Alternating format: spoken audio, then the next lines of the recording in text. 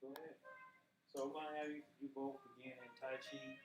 We're gonna start right from the beginning, from um, like standing natural. Standing natural? You got it, seafood. Standing natural with feet. Now, when I say natural, I like to be very specific. So when I say natural, I like to think of the anatomy of the body, right? So naturally, most people's stance will be about their foot's length in between, right? So you do that to get a distance. Because we also want to make sure that the distance below, down here, and in between the hips reflect this. And usually the girth of your foot or the width of your foot would be about the same as your chest or your shoulders, the inside shoulders.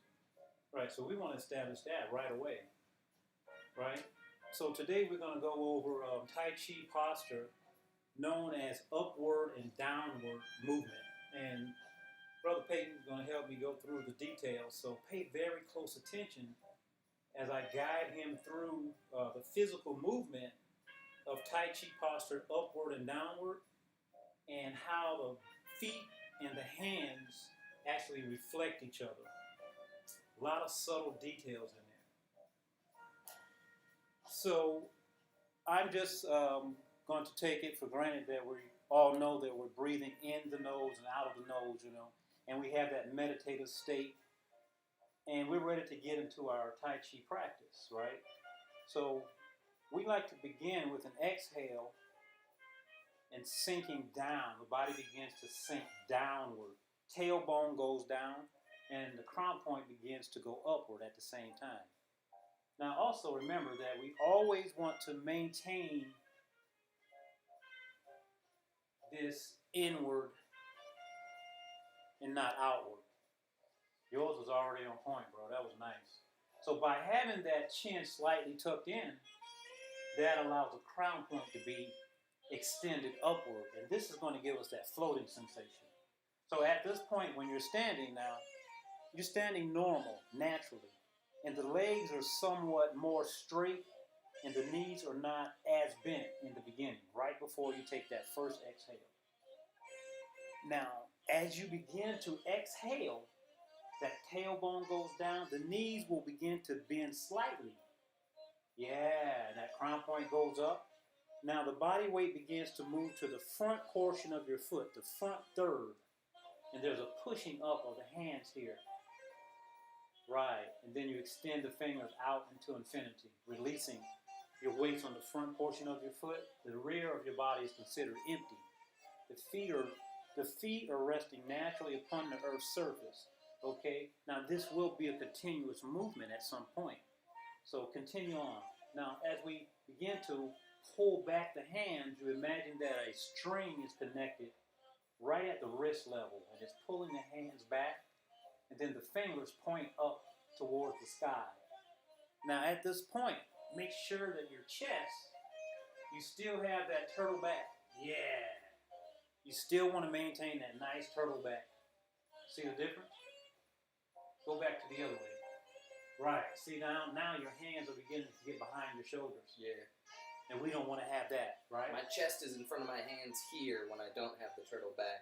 Right. But my hands are in front of my chest when I do have the turtle back. Big, big, big difference. Now your structure is full and not empty, no hollows, no gaps. This is in the Tai Chi classics. Continue. Exhale down.